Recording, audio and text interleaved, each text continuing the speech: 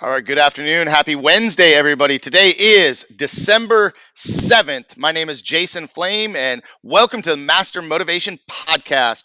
Today, we are joined by a special guest, and I'm going to try to do a great introduction here, but Gino Toldyouso Rivera is from Brooklyn, New York, weighing in at 165 pounds. He is the Frank Sinatra of the Spanish Mafia. Gino was trained by Joey Chaos and many notable trainers at the Santino Brothers Wrestling Academy in Southern California. He began his training in 2008 and has 13 years as a professional wrestler. He's trained in lucha libre, American freestyle, and Japanese styles. His professional debut was on January 17th, 2009, as he defeated Steve Payne in Newhall, California. Gino also made his professional debut on television in 2015 and is now currently the owner at Off the Ropes Pro Wrestling School in Albuquerque, New Mexico. Gino, welcome to the show. Thanks for being here. I'm glad to be here. Thank you for inviting me. Let's have some fun. Absolutely. Well, listen, guys, those of you that are watching here live, please do me a favor. Let us know you're here. Shoot us some comments, ask us some questions, interact with us today as we get ready to tell the exciting story of Gino Rivera. So, can you introduce yourself real quick? Tell us a little bit about your background above and beyond what I gave with your introduction there, and let's start from there. Well, my name is Seville Alvarez, and I am a pro wrestler of 13 years. I got into professional wrestling as, you know, a young, unexperienced in life teenager. You know what I mean? I wanted to see professional wrestling as a kid, and I never had the money. I never could afford it. So when I saved my money and I was able to get a ticket, I went to the Staples Center in Los Angeles, and I went to go see the WWE. And at the time, I walked across the street. Someone gave me a flyer, and I saw a bunch of guys, with their shirt off, and I was like, "Oh, I don't. What is this? You know what I mean? Like, is this a strip club kind of thing? I don't know what it was." And I was like, so I threw it on the ground. Went to the show. Hours later, that same person with the same flyer was like, "Hey, come see our wrestling show." And I was like, "I don't want to see." Wait, did you say wrestling? And he's like, "Yeah, wrestling, professional wrestling. Like, we have a school." So I took that flyer and I looked and I was like, Santino Bros Wrestling Academy. That was what it was. And I was like, my dreams are gonna come true. What? You know what I mean? And the very next day, I shot a call to the school and I was like, I'd like to sign up to become a professional wrestler. And just like that, 2008, my dreams are coming true. And I started my journey as a professional wrestler. So that's how that went. Wow, very cool. Now, of course, like many of us, I'm sure you grew up a fan of pro wrestling. You know, watching the WWE, WWF, Yeah. WCW, Oh, yeah. ECW, maybe even XPW back in the day, and Yes. everything else Yeah. in between. Right? Who were some of your favorite wrestlers growing up? What inspired you, or who inspired you to become the pro wrestler that you are today? I was watching wrestling casually because my mom used to. My adopted mom would watch the superstars and stuff like that, and we lived in Pahoa, Hawaii, and it's a small, small town, and wrestling would come on, and she would watch it all the time. And I just remember going to this drugstore. It's called Payless Drugstore, not the shoe store, but the drugstore.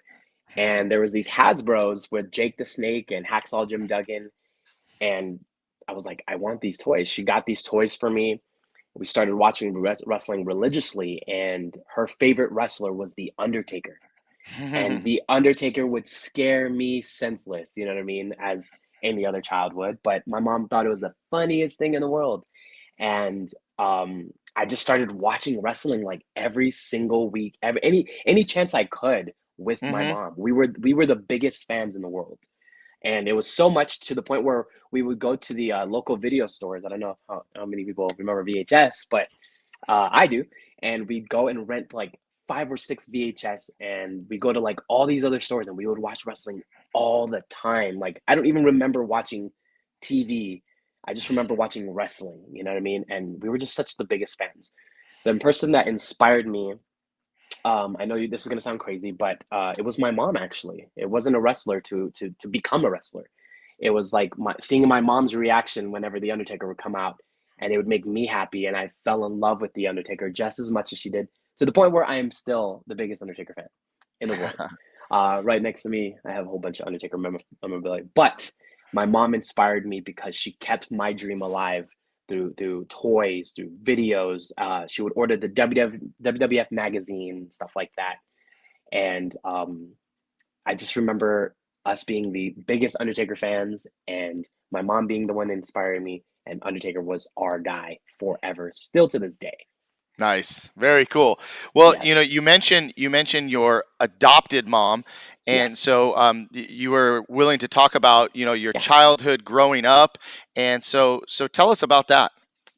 Well, guys, my mom was a 17-year-old runaway, and she ran away from her family because she was being raped by people in our family. To this day, I don't really know. I have assumptions, but my mom got sick of it, and my grandma was a drunk, and she would bring men all through the house, and those guys would see my mom and would look at who they were dating, which is my grandma, and kind of go, "Yeah, I'm gonna go mess around with this girl." And my mom would tell her mom, my grandma, "These guys are touching me. These guys are trying to hurt me, physically harm me," and my grandma would never believe her. So one day, my mom went and saved as much money as she could, and she ran away. She hopped on a plane from Hilo and went all the way to Los Angeles, and she had $0 to her name after that. Literally got off the plane and had the clothes on her back and a small little purse, which was, she said, was chapstick or something, but that's all she had. And we kind of think that somebody helped her get on the plane, because I don't think you can't travel at 17, but we think someone in our family kind of had the feeling something was going on. They believed her and they helped her get to California. Mm, That's the assumption. So with that being said, is she was a teenage girl in Los Angeles, California, nowhere to eat, nowhere to live, nowhere to sleep, and she had to make money the best way she could. And she tried to apply for a job at Burger King and wasn't qualified, I guess. Wasn't even qualified to work at Burger King. So she turned to her next resolution. Her next solution was to be a prostitute. She started selling her body to make money. And once she started gaining more money like that, eventually she got her own place. She started, making a lot of money. And instead of getting a real job, she kind of was like, why would I get a real job when I'm making so much money doing this? And eventually got pregnant. She got pregnant with me. And to this day, I don't know who my dad is. I'm 34 years old, and she doesn't know who my dad is, which we put, both heads together and kind of assume that maybe a customer was my dad. And, at the time, 17-year-old, I'm pregnant. What do I do? I don't know. She called her mom and said, I'm pregnant. I want to come home. And her mom said, no, you can't come home. mm. I don't want you here. You know what I mean? And she's like, well, I'm pregnant. I have a baby. I need help. And from there, just went. She's like, I'm just gonna go home. She went home. She had me in Honolulu, Hawaii, and took me back to Hilo, Hawaii, the Big Island. And she tried to give me away to like maybe several family members, and they all said no, no, no, no, no. Until my adopted mom, who already had five kids of her own, five boys, and she's like, "Well, I'll take him." You know what I mean? And my mom gave me away at 3 months old, no problem. Left me on that island. She went back to California, continued her career as a prostitute until it took her to escorting, and now she's one of the biggest porn stars in the world. Retired now, but yeah, I met my adopted mom at 3 months old, and I didn't know I was adopted until I was 13 years old. I had no idea. And I met my Mm. real mom in 2000, and that was a story of its own. But, that's a little background on my mom, my Wow. childhood. Well, number one, I appreciate the fact that you're willing to be vulnerable and discuss this on a show and essentially telling everybody that's listening or will watch this later. Um, my questions surrounding that would be, how did that affect you once you learned about all of this? How did this change your feelings about yourself, or did it change your feelings about yourself as well as your adopted mom? Because what a blessing she was to take you Yes. in and raise you as her own, already having five of her own, right? Hmm. And so how did that affect your life? I mean, how did that? change you or develop? I've always said that I had the greatest childhood in the world. I wouldn't trade it for anything. Now looking back and talking to my adopted mom, we were dirt, broke, and poor. And I don't know how she, you know, had enough money to even take care of five boys, let alone six, an adopted child who was sick. My mom, my real mom, did drugs while I was pregnant, drank and partied. Didn't even know she was pregnant until she was pregnant. And how it affected me, it really didn't, because my adopted mom made everything. She made everything special with me, to the point where I didn't know that this adopted mother of mine was not my real mom. I Mm, called her mom from day one. My brothers, which they're my cousins, you know what I mean? I had all of them my whole life, and I never knew that they were my cousins. They were not my brothers, but I grew up around them, being the baby of the family. I'm the youngest boy of six, so well, five. But I just never really, it never bothered me. I had the greatest childhood ever. We made things work. You know what I mhm, mean? We didn't have it all. We come from donations. You know what I mean? My adopted mom worked as a she was like in a world where they protect women and children who get beat up. It was like a shelter like that, and we would go there, and people would make a bunch of donations, and that was our mhm. school clothes. I have many pictures of me and my brothers wearing the same shirt for school pictures. What my brother wore, this year, I'm gonna wear next year, and we Mm, were happy about that.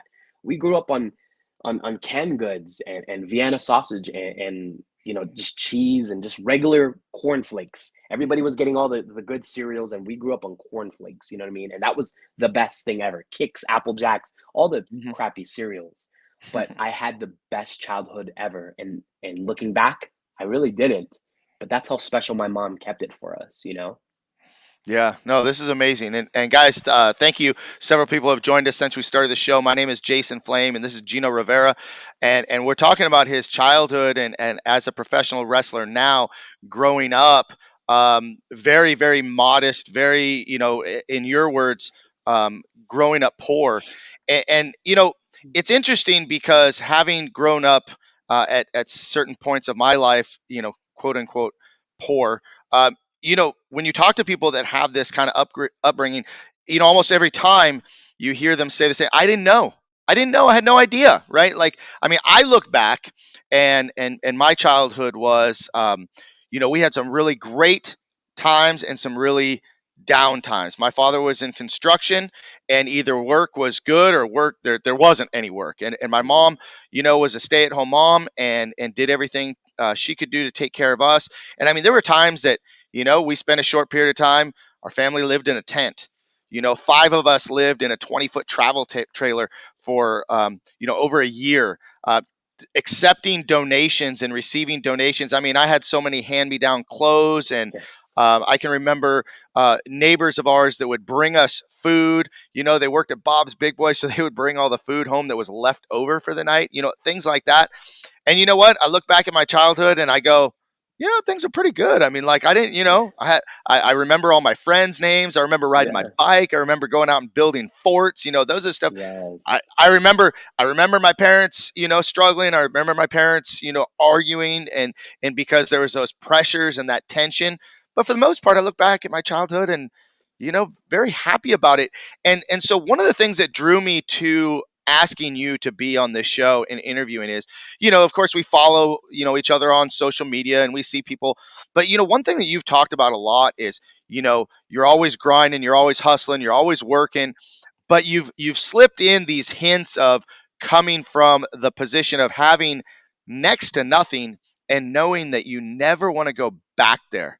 And that's kind of a driving force in your mind and motivation to provide for yourself and for your family and for everything that you can. So talk about that mindset of constantly being reminded of not wanting to go back, not wanting to regress. Perfectly. I can do that, no problem. Guys, I grew up basically in a situation where, you know what I mean, we all had to do our own part. My mom got us from Hawaii to California in 2000. How we did that was she bought a bunch of lollipops and candy, and she would make us sell it in school. You know what I mean? And we didn't know what we were doing. We're just like, wow, we're getting all this money. She prepared us for the giant move there and started our life there.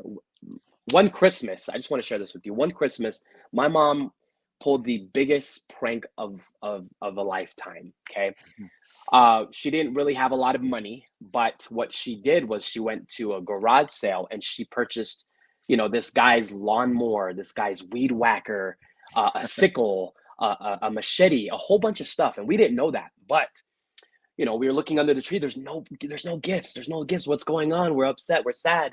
Come Christmas time, there's a bunch of gifts wrapped up in newspaper because she didn't Mm-hmm. have, gift wrapping paper. So we go crazy, and we're all five of us boys. We're all ripping paper, whatever it is. We look and we're like, "What the heck's this?" You know what I mean? We're like, Why do you? What's that? I got a weed whacker, a lawnmower. What is going on? My mom's like, "Check this out. Come on, all the boys, let's follow me out." We go outside. My mom grabs a sickle. She's like, "Look at this. You're cutting the grass. Look how cool this is." My mom starts a lawnmower, doesn't work, starts it, it starts to work. She's like, "Look at this. You guys can cut this grass." She basically gave us things to do chores, but made it fun for us. Said we were ninjas with this machete and you can cut this tree down like this. And we cut down trees, grass. We all had chores. And eventually those gifts turned into things of jobs. Like we had to, that was our job. Seville, you go out there, you grab this machete, you start cutting down those trees. Brian, you go out there with that lawnmower, you cut the grass. And just from that, like I learned like, wow, how cool and crazy that was. But as far as just going back to what I never want to go back to. I don't want to go back to that way of for my family in the future. Is like I don't want to have to do that. I want to be able to provide, and I'm always afraid of being in the place that I was before, being broke. You know what I mean? Not having enough money. Going through what my mom went through by taking in donations to have school clothes, and it was just really it's a scary time. Anytime I see my bank account and I get to a certain number, I panic. So I'm like, I gotta make money. I gotta make money, and it's an OCD, But it keeps me alive, which is why I'm constantly working, constantly promoting, constantly traveling, wrestling, training, you name it. Any way that I can make a dollar, I'm gonna make a dollar to provide for my family because I know what it's like to not have that Mm-hmm. dollar. I know what it's like to watch my mom stress out over bills. There was never a man in my mom's life. All these kids, my adopted mom never brought a man in front of my eyes, and I'm so thankful for that. She always kept us first. She worked two jobs, and my brother cooked, my brother cleaned. I was the baby, so I got taken care of, but I had little jobs. My other brother did laundry. My other brother, took out the trash. We had these things, and I'm just so happy that now today, living like that, I can kind of whenever I get lazy, I go, "Do you want to go back to Mm-hmm. those struggles?" But I'm Right. thankful that I went through them because they prepared me to how I live today. You know what I mean?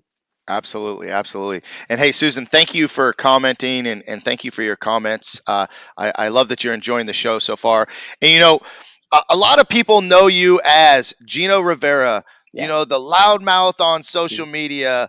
Yeah. You're all over the place, man. And I know that you typically work heel for the most part, right? Mhm. So you're Yes. always the asshole. You're the guy that everybody Always. wants to hate, right? Yes. But we're Yes. seeing a very different side of you right now that I think most people will ever see. And pro Never. wrestling. Let's get back to pro wrestling. Pro wrestling is a crazy ass world. It's just a Yes. crazy world, right?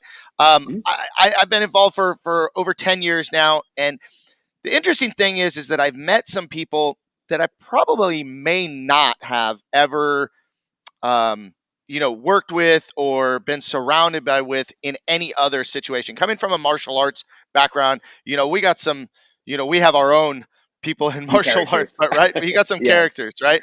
But Yes. in pro wrestling, and pro wrestling can be kind of brutal, right? Especially on social Yes. media. I mean, you just Oh, get, you get ripped up and shredded, and your life gets invaded, and people yes. assume that the character is the person or the person is the character. But tell me a little bit about when you broke into the business. The just the training you went through, because I remember when I went through training at 38 years old. I started pro wrestling at 38 years old. Yeah. um, it's brutal. It Yeah. sucks. And you come from a pretty tough school, right? Santino's Yeah. uh, Oh gosh. known for a little bit of hazing, right? I mean, there was some stuff that went on when you started training. So just kind of walk us through that. Talk about that for a little bit. And real quick, shout out Tom Dupree. Says most know as Billy Bonds. You got a show coming up on January 7th. Just want to give a shout out to you. And sounds like Gino's headlining that show. I am. I am. I'm taking on Daniel Torch January 7th for Relentless Pro Wrestling with Billy Bonds, and I am going to destroy that kid. I've destroyed him many times in the past 15 years, and I can just say that I've got a treat. I've got something in store for that kid, and I think this might be his last match. Oh, all right. Well, let's talk about that training. How was training for you when you broke in? You got the flyer at the Staples Center. And it's funny because every time I've gone to the Staples Center, Santino's is always there representing, handing out Always. their flyers for their school. Always, right? Always really good Yes. at getting the team down there. What was it like breaking in for you? Gosh, Santino Bros is known as Santino Tough, the style. They beat me to death. And I am so appreciative of that because it just made me stronger. The training was brutal, the training was gritty, it was right to the point. I had, I think, 11 or 12 different people shaping and molding me into the pro wrestler that I am today. Hmm. Guys like Joey Chaos, Mongo Santino, Silvio Romo, Rico Dynamite. The list goes on. Carnage, the late great Supreme. You know what I mean? Just Angel Exotico. I can't forget about him. But just so many people that shaped and molded me. In 2008, we were in a backyard, and I've never heard the term backyarder or nice fancy arenas with a ring. I was just happy to see a ring. And when I signed up, I was like, there's a giant ring in front of me. There's a bunch of people that love this as much as I do. I can't wait to get in there. And as any kid would think, hey, I'm going to wrestle today and tomorrow I'm going to be on TV for the WWE or WWF at the time. It was not like that. I am the probably only one still going out of 20 people in my class. And this is in 2008. We're in 2022, headed in 2023. I'm the only one still going consistently. Um, and I just remember being chopped and taking bumps for the first time and laying on the ground and going, do I really want to do this? Is this for me? I thought wrestling was, going to be easier and a one shot deal. I just do one class of training and I get signed. No way. It was just one of the best experience of my life, and I'm so thankful that I went through that brutal class and brutal training. I owe everything I'll ever do in wrestling to Joey Chaos and family from Santino Bros. Well, one of the things that I love most about professional wrestling is the brotherhood of, that tight knit family. You sometimes travel together, and you're spending a lot of time together, and you're training together, and just like any other family, there's some squabbles, there's some infighting, there's some Yes. clawing your way to the top, wanting that top spot, whatever. But for the most part, and I can speak for our locker room at MPW. It was always like a family. It was walk in. One of my best friends in the world. We just worked out today. Danny Devine, one of Hey, my best Danny. friends. And listen, I didn't know Danny lives in my hometown. I didn't really know him until professional wrestling. We're about 10 to 15 years apart in age, but wrestling brought us together, and we've done Yeah. podcasts together. We train together. We work out together. He's helped strengthen my faith. So many things, and that's what I've always loved about pro wrestling is the relationship that I've built, the friendships that I've made, the memories. I mean, listen, we've gone to weddings, we've gone to celebrating birthdays, all those different emotions that go along with us that bring you together. But then on the opposite side, in the bigger area. And, again, I started wrestling at 38 years old. I didn't Hey, no travel the world. worries. I didn't get outside of MPW and never had any thoughts of ever doing that, just for my own personal goals. But when you get out there and you start traveling to the different organizations and you're promoting yourself online, you know, one of the things that gets said about professional wrestlers, and maybe even personally directed at you, is, man, this guy talks about himself a lot. He sure Yeah, loves himself a lot. yeah, He must be full of himself. And, in the last 20 minutes or so, I've seen a very different side of that. yeah. So talk about that, and talk about that side of pro wrestling that is some kind, the dark side of wrestling, if you will, right? I know all about it. Look, I started in 2008, made my debut in 2009, and I was a young kid working as a baby face under a mask that got punked out, beat up, stretched, you name it. I went through locker rooms where hazing was a normal thing. Guys would show me their genitals and hide my bag and take my mask and put it in their pants. I've been through all of that. As far as, building the camaraderie around the boys, like I started remembering that, I got to be tough, and training I was tough, man, you know what I mean? And this is a new scene to me. Every time I go into a locker room, there's going to be a little bit of that, and I had to remember that, look, I can strike back, I can no sell it, but I got to be tough. I got to wear thick skin, and this industry is hard. The people in it aren't always the greatest people in the world. And then there's some really good people, but for the most part, I'd say, wrestling is they say wrestling's not for everybody, but sometimes those people get in, they sneak their way in, and they just create cancers in the locker room, cancers in the business. Hmm. It's really bad. It's on you, and how you gotta, stick and move through it. You know what I mean? And I've been able to do that. People cannot separate the fact of Gino Rivera and Seville Alvarez, where Gino Rivera is a character, and Seville is a great human being. You know what I mean? A totally opposite of Gino Rivera. But I love being the character Gino Rivera because it's helped me in the locker room. It's helped me in the ring. When I have to get aggressive, when I have to get violent in the ring, Gino Rivera comes out. When I have to, you know, talk to a promoter a certain way, for trying to jip me on things, Gino Rivera's in full instinct mode of what I've got to do, and it's prepared me for everything. Um, I think you said something about how people can't, they think that, this guy, he's a loudmouth, and he talks a lot, and he must be full of himself.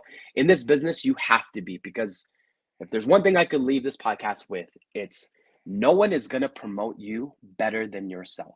No one believes in your brand better than you. No one in this world believes in your dreams as much as you. And I know that, and I've taken that along with me. Every day I wake up, I am going to try to land a booking, try to talk to a promoter, get more money, push my school, push the promotion I'm running, you know what I mean? Travel a different place. How can I make myself better? You know what I mean? And that's how I do things. And people might see it as, wow, this guy is just, oh, he's in your face. Yes, I have to be, because I believe in my dreams. I believe in myself. I believe in myself so much that it's gotten me this far. Most people do not last more than 3 to 4 years in this wrestling business. I'm going on my 14th year, you know what I mean? And I don't plan on stopping anytime soon, but that's where I have to do this. I have to self promote. You know what I mean? What I tell my kids at my school is, let's say a guy like Billy Bonds, he doesn't go on Facebook all the time, right? You know what I mean? You share his flyer, whatever, he sees it one time, and all of a sudden he gets on Facebook the next week. Hey, nobody promoted my show. Well, for me, I'm going to make sure you know that I promote your show every single day, because there are people who don't get on Facebook every day like I do, or on social media like I do. So I am relentless. See what I did there? Relentless with my promotion. And it's not just so much where I'm wrestling, it's the training, places I'm going, the interviews, the podcast, anything that can extend my brand to a further reach, to understand that this is what I really do. I believe in myself this much. It's gonna offend a lot of people. It's gonna make people think I'm narcissistic. It's gonna make people kind of inferior and kind of go like, "Oh, this guy, I can't follow him. He's just too much." But that is what social media is for me. It's a tool to promote myself, and that's what I Hmm. do religiously. Well, and I will agree with you in the fact that no one is going to believe in you more than you believe in yourself. No, And so, because people won't believe in you if you don't believe in yourself. And to never. a certain extent, you are your biggest cheerleader, you are your biggest Yes. promoter. And to do what you do and to get booked on a regular basis, I mean, you got to stay out there, and you got to stay fresh and at the top of mind all the time. I mean, it's no different in marketing for my martial arts school. Yep. Some people may say, God, you sure post a lot on social media. You're Yeah. posting every day, several times a day. Yes, because you're being distracted by everything else that's being posted. And if I'm not staying at top of mind when it comes time for you to think about, maybe I want to do martial arts, or maybe I want to be on this guy's podcast, or I want to get involved in that. I want to be top of mind, and I think that is super important. So I think that was great advice, and a good point to make, as far as when it comes to anything in life. If Yes. you're not cheering for yourself, if you're not believing in yourself, you are going to you're going to stunt your growth as far You're as what never your next gonna succeed. opportunity is going to be. Hey guys, listen again. This is Jason Flame on the Master Motivation Podcast with Gino Rivera today. We've got a couple people just joining us in again. If you have any questions, Susan's watching, Tom's watching, Barry B.S. Cohen is on here today. Hey, let us know if you have any questions, comments, share any stories that you might have with Gino. Gino, what's Hi your what's guys. your what's your favorite match? What's the favorite match of your career so far? Oh, easy. The day I made my debut for the WWE, February 2018 against Lince Dorado and Mascara Dorita. So, funny, if I could get into that, it's a great story. Let's go. Let's hear it. I was at home, just literally doing nothing, and I got a call. How fast can you be in Arizona? I was like, you let me know I can be there. Next flight, Arizona. I need you there tomorrow, 11 a.m. WWE wants to, they need somebody for a dark match. And I was like, easy. Called out of the job. I was like, I'm sick. I can't make it. Whatever. Jumped on a plane, you know what I mean? Went to AZ, and I was walking amongst everyone that I could imagine. I was like, oh my gosh, like everyone's here. Cool, I'm here. All right, I gotta act like I work here. I can't be the fan. I can't be the mark. I gotta go. I belong in this locker room. Let me control myself. So I did that as far as long as I could until Dean Malenko came up to me and goes, well, one hand in his pocket with a toothpick, and he goes, "What's your name, kid?" And I was like, "Hi, my name's Seville Alvarez." He goes, "Oh, where do you train?" I'm from Santino Bros from Los Angeles, and I've been a pro wrestler for X amount of years. And he's like, "That's good. You speak Spanish?" Me? No, because I was born in Hawaii. I understand more Hawaiian than Spanish. So hey, but that's a little fun fact. But it was yes, I speak Spanish. Sure. See, what can I do for you? Right? You gotta fake it till you make it. And he's like, "You think you can work with this guy? He doesn't speak any English." Pokes him with the toothpick. And I was like, "I can work with anybody here. You let me know. I can work with anybody." He's like, "Good. See me in the ring in about 10 minutes. We're going to have some tryouts." I was like, "Okay, cool." We go in the ring before, anybody's there. They pair us with all these people, and they're like, "You go with you, you go with you, you go with you, you go with you." Two and two and two and two. We're all calling our match. We're all doing whatever we got to do. And all of a sudden, they're like, "All right, who's first?" Me, I'm like, "I'll go first." And they're like, "No, you and you." They switched up everybody to see if we can do it on the fly. So Mm-hmm. I was like, I wrestle on the fly all the time because of Santino Bros. They taught me how to do that. I can listen. And then they're like, "You go with you, come in here." And I was like, I just gave the nod of, I'm the smaller guy, you're the baby face, Evan Daniels, let's work. And we basically did our thing. I sold like I was Ricky Morton, you know what I mean? Going, oh, whatever, making everybody believe the fact that I was hurt and I need your sympathy. I reached for Randy Orton and Baron Corbin, who were watching ringside, letting them know that this guy is kicking my butt. And when I was done, they started picking guys and they're like, "You come here, come see Baron Corbin." Baron Corbin, gave me some advice about punching. Jinder Mahal was like, good selling. Here's how you can punch better. Here's how you can fight backfire. But Dean Malenko ultimately was like, "Hey, come here. You're going to be wrestling Lince Dorado and Mascara Dorito." So we went there. We did our thing. I got 10 minutes in the match. It wasn't a squash. It wasn't any of those type of matches. It was get over, but don't get over. I was like, what the hell does that mean? What? And he's like, pick a few moves, but yeah, just don't pander to the crowd. Don't do anything. And I was like, you got it, no problem. We go and call our stuff, and literally one time, go out there. I have a blast. I hear everybody screaming, "Gino!" And as much as I wanted to be like, "Shut up! Don't you cheer!" I couldn't do anything because Mm-hmm. get over, but don't get over. what the hell does that mean? So I Wow. went in there, had my match, and it felt like 3 seconds went by and it was over. And that was the best match of my life because you take a kid who was watching wrestling with his mom, and one day I'm gonna get there. Yeah, yeah, yeah, sure. And now I just remember standing in that ring and just going, "Mom, I did it. I'm here." You know what I mean? It was the greatest feeling of my life. Yeah. Well, I mean, that's.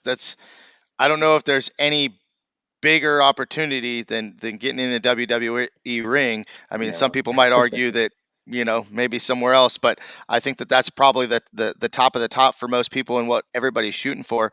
Yeah. Um, what are your current goals as far as professional wrestling goes? I mean, listen, we know you're kind of a small guy, Yeah. right? And is WWE a goal, or have you let that goal go and say, I'm going to stick to what I know and stick to what I do best and work these other feds, or are you still grinding and trying to get there? I've gone back and forth with it in my head, whereas like, man, I've been there. Am I done? Of course, no. Of course not. I'm not done. Can I get a contract? The ultimate goal is to work for the WWE. There was no other place I'd rather be. That is what I grew up on. You know what I mean? Regardless if I was channel flipping between WCW and WWF in 98, 97. Um, look, WWE is the place to be, and it's the top of the levels. AEW is great. I've worked there too, but you know what? WWE is the dream. So to obtain a contract with them is my ultimate goal at the end of the day. I've had three different opportunities with the WWE, and those all went up in flames, as you can say. You know what I mean? I was offered, a tryout.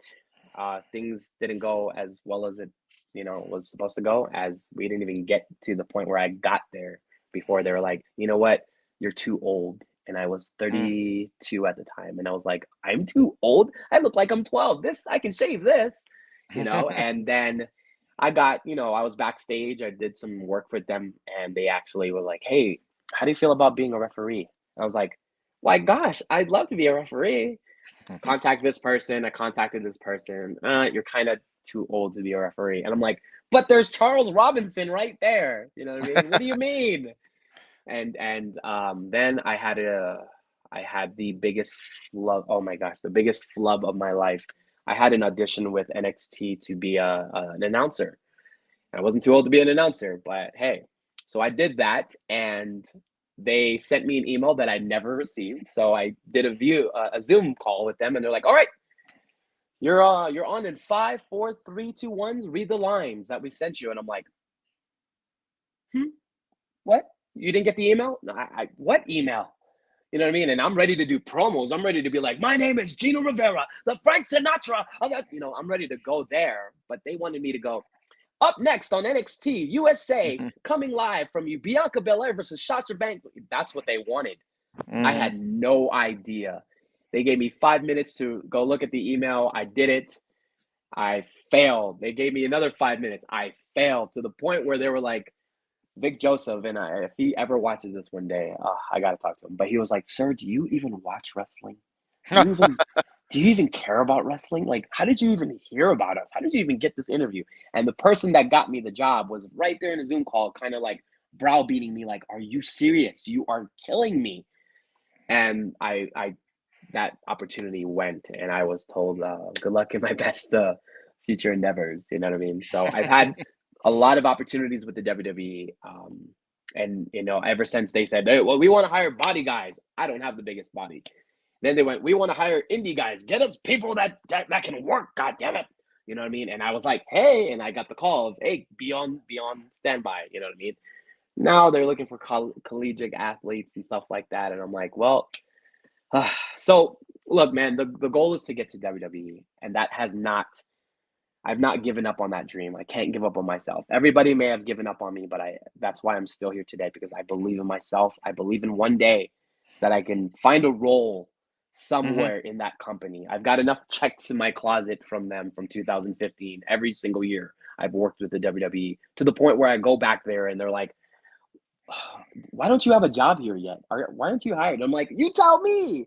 You know what I mean? I'll take a job in catering. Just give me a job, you know? So Right. it's just that's where I want to be, and I hope that I can still get there. I'm not giving up. I'm on my 14th year coming up in January, and retirement and wrestling, leaving it alone is not in the books. I promise. So how's your body feeling? You're in your 30s now, and 14 years getting beat down in the ring. Yeah, I can I can feel your pain. yeah. How's the body feeling? How's the body holding up? Any major injuries so far? Sure. I've broken my jaw twice. I'm numb in my face, all the way down from my ear to my lip, right here to my beard.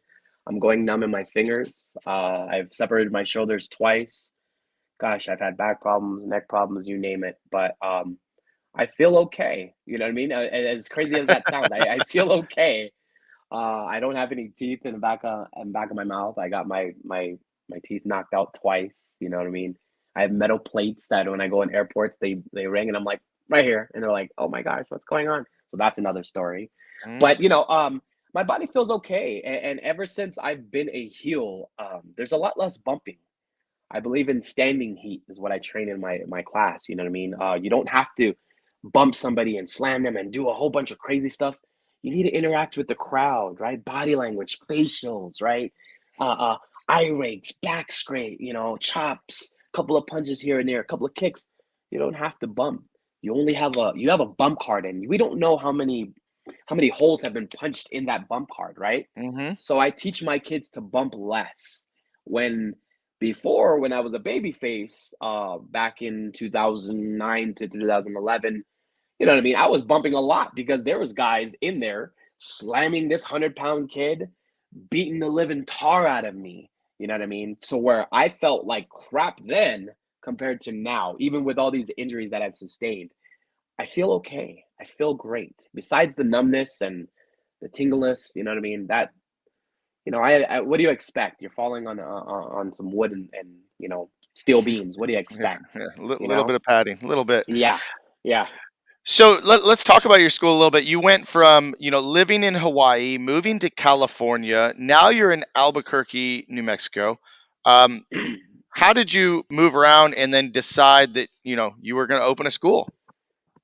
I did not feel comfortable opening a school. I see guys today that literally 2 years in the wrestling business and they feel like they can teach, and I'm like, good Mm, luck with that. right. I was always told you don't know shit. Excuse my language. You don't know anything. Um, until maybe 10 years in, 10 years of experience. Then you can decide if you want to teach or not. So I waited. At 7 years, I was like, I'm ready to teach, but I'm like, eh. I always had all these OGs in my head, like, oh, 10 years in, what? You guys don't know nothing. You guys are green as goose shit. What do you know? How can you teach? Blah, blah, blah. I had all that in my head to where my 10th year, I was like, you know what? I think I could do this, but where do I get students? How do I do this? You know what I mean? And I met a person that was a fan, and she went around looking for schools, and no one would train her because she was a girl. And I'm like, what the hell? Why won't they train you? And it's just, it's a big thing here in the Southwest. You're a girl, ugh, we don't want to touch you, right? Nothing like SoCal though. Oh gosh, right? Don't get me started on that. But no, but yeah, like no one would touch this girl, and I said, hey, I'll train you. I got to sharpen up my skills. I'm gonna open my school. You can be my first student. We started like that. 30, 40 students later, I'm still here running my school, Off the Ropes, a pro wrestling school in Albuquerque, New Mexico. We're still going. We got a new location, new ring, new everything. The students keep coming. You can sign up now for $100.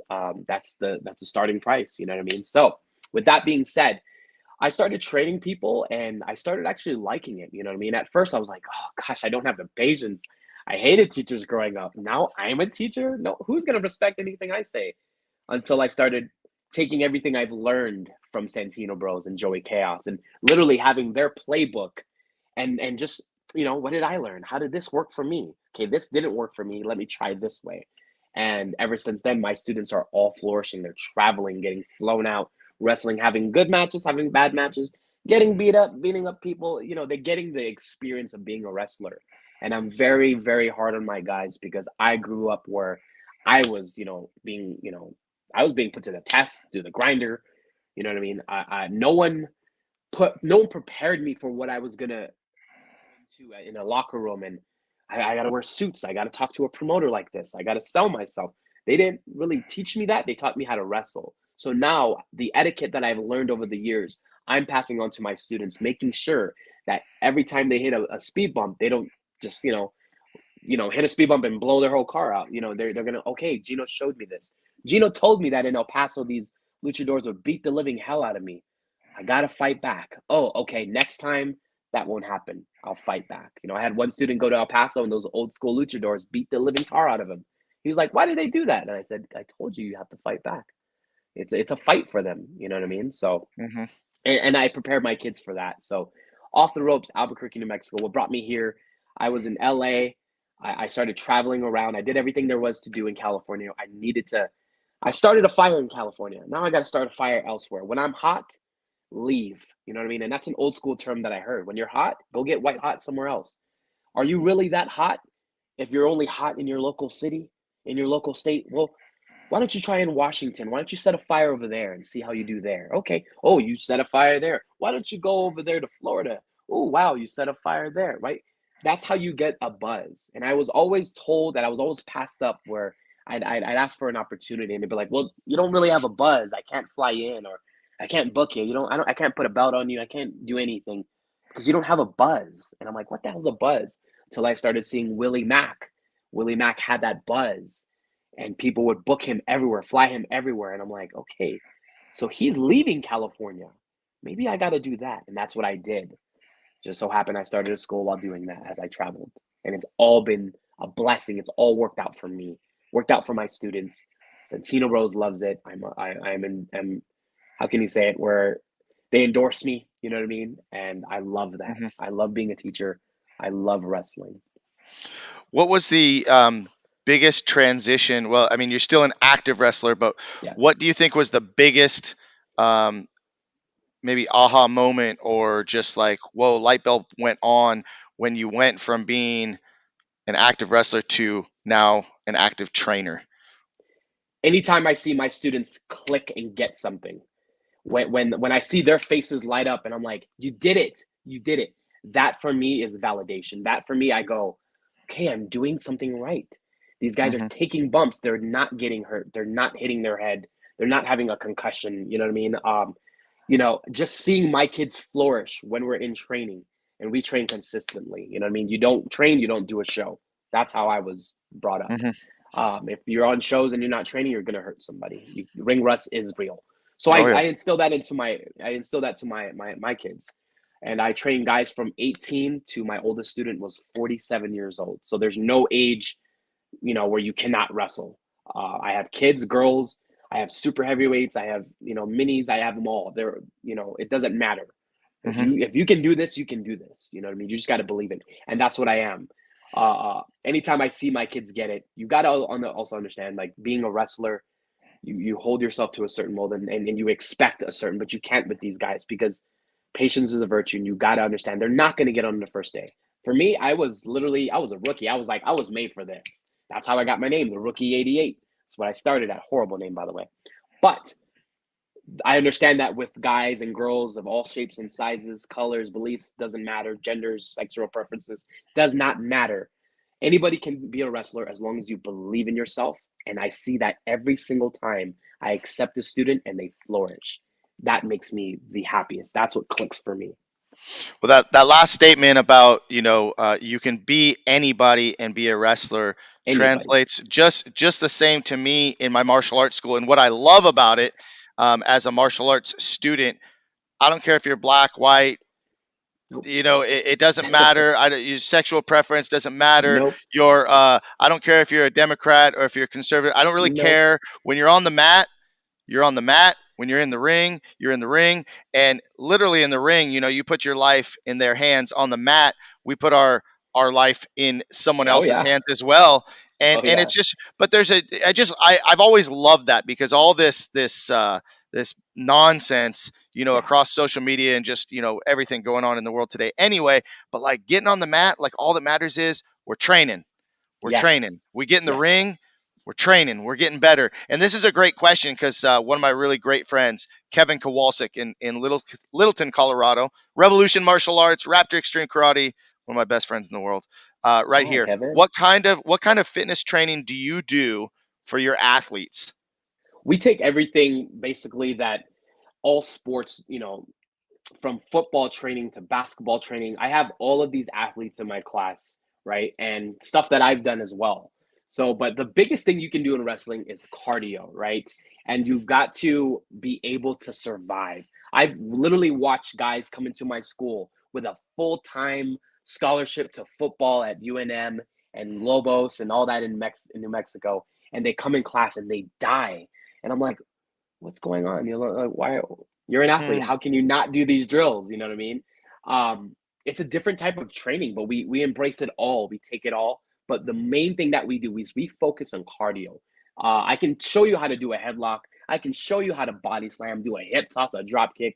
But you know, wrestling goes like this, as in a match. It's not, hey, we do this, break. We do this, second break, meeting. There's no breaks in wrestling. You're doing all kinds of training to make sure that you can survive in that 15 minutes. And what seems like a second to somebody can seem like a lifetime for somebody else coming in. And I've seen guys throw up. I love it. But we stick to a lot of running the ropes, a lot of drills where we're planking, a lot of push-ups, just the basic stuff. But like I said, it's about surviving in a match. I've even died myself. I wrestled Darren Young in 2019, and I thought I was fit. I was like, I'm in the gym. I'm doing training every week. He can't blow me up. The man blew me up by the time I was in the comeback, and I was literally on the third turnbuckle, and I was like, I can't breathe. I can't. I felt my head grow into another head because I was literally perishing before my eyes, and I Yeah. thought I was ready. Sometimes, like, you know what I mean? I don't care how many weights you lift in the gym. That's fine. I've seen guys that are freaking swole and big die and get gassed up. So cardio is our big thing. Yeah, That for that sure. that's the most important part. So, Well, and cardio in the ring is very different than you get someone that's a good runner. Don't matter. oh yeah, You dude. get someone that's No. that's good. I mean, listen, I had 30 plus years of martial arts and could spar, grapple, whatever, go, go, go, go, go. You put me in the ring and I'm blown up after running the Yeah, ropes or doing drills. So we it's do just we it's do a different training. animal. Yeah. We do training before work. We work out and do cardio. So I blow them up there. Where we do not let go. It's grappling, no strikes, no punching, no kicking. Yep. It's literally grappling. You do not let go. Anytime you let go, there's a little punishment for you. That's why our training is really great. Hmm. Um, that's another blow up drill that we like doing. You know what I mean? So it's all fun. Thanks, Kevin, for the Yeah. question. Yeah. Hey, and Susan started Krav Maga at 67. It's amazing. Good for Woo! you. Keep killing it. Keep getting Hell after it. yes, Susan. I love it. I love it. Yeah, I love Well, hey that. guys, we're just about here at the end of our hour, and we've had a great conversation with Gino Rivera. Learned a lot about him that I didn't know. You probably didn't know, but maybe you got a little bit of motivation when we were talking about his upbringing and growing up. In his words, growing up poor, but being able to realize that hey, things aren't all that bad. We make the most of No. what we have, and we look at that positive mindset. Also talking about being your own promoter, just Yes. being the person that believes in yourself the most. No one's going to believe in you more than you believe in No. yourself. And when you start believing in yourself, other people start believing in you too. And really, one thing in wrestling that I know to be true, and in business and in general, is networking. And that's what I Yes. love about the podcast is we're networking. You guys are learning here about Gino Rivera. Who knows? We might get a booker that's watching. We may get somebody that has some connections and wants to make some things happen. Um, I love that. I think that that's Yeah. amazing. And just all of you that have tuned in, thank you, Kevin. And thanks to everybody just watching. Do us a favor and share the video. I love the fact that Gino promoted this show probably better than any other guest that I've ever had on the show. Nobody else posted every day, but Gino posted every I day, will. posted a YouTube video. So I'm expecting big things after the show's over once we get Oh, this video up. absolutely. Guys, look, You know what I mean? I'm an adopted kid. I'm a son of a hooker. They murdered my brother in 2014. You know what I mean? My brother was a soldier. I'm a kid that grew up with nothing and I turned into something. I'm a musician. You know what I mean? I'm a pro wrestler. I made things happen because of all the traumatic stuff. I come from a family of alcoholics, drug addicts, rapists, you name it, hookers, pimps, and all of that. And for me, being drug free, I don't drink, I don't smoke, I don't do anything. I've never had coffee, I've never had an energy drink in my life, guys. Um, I made all of these things work for me. And I'm not saying that what I do can help or can will work out for you. What works for me won't always work for you. But what I went through shaped and molded me into the man I am. And I am so proud of what I've come from, where I come from, the people around me, and it's prepared me for life. I'm 34 going on 35 years old. I've been turned down from every major company you can imagine in wrestling. And that still doesn't knock me down because the only person that can knock me down is myself by giving up. I tell my students this every day. The day that you quit wrestling is the day that somebody somewhere sometime was looking for you. And I truly believe that in my head. The day that I give up, somebody's going to be looking for Seville Alvarez, for Gino Rivera. And when I'm gone, they're going to be like, oh, okay, well, we'll pick you. How about you, Tommy boy, whatever. And I believe that the day that I leave will be that day. So I can't give this up. This wrestling life, my own personal life has shaped and molded me into the man that I am, where I'm able to live in a 7 bedroom, 3 car garage. I have a great job, a great career. I'm able to raise a family, take care of my family, take care of my students, open up my school, travel the world, live out my wildest dreams. And I have so much, so many people to thank, but most importantly myself, because I never gave up on myself when so many other people did. And please always remember that. Just stick with it. When it gets hard, when it gets tough, when you don't want to do it anymore, just keep going because good things happen to good people. And I'm one of those people. And I hope you guys are too. Love it. Thank you, Gino. Thanks for that. Hang out for about 60 seconds and we'll talk on the back end of this video. But we're going to get ready to close the show. And guys, just want to remind you to watch each and every Monday right here on YouTube, Facebook, LinkedIn, Twitter. We're on Twitch now. So go check it out, guys, and follow us, share the video. Gino, once again, thank you so much for all your vulnerability, talking Yes. about some tough things today, but also giving some great advice here at the end. So, guys, thanks for watching. And Gino, we'll talk in just a minute. Thank you guys.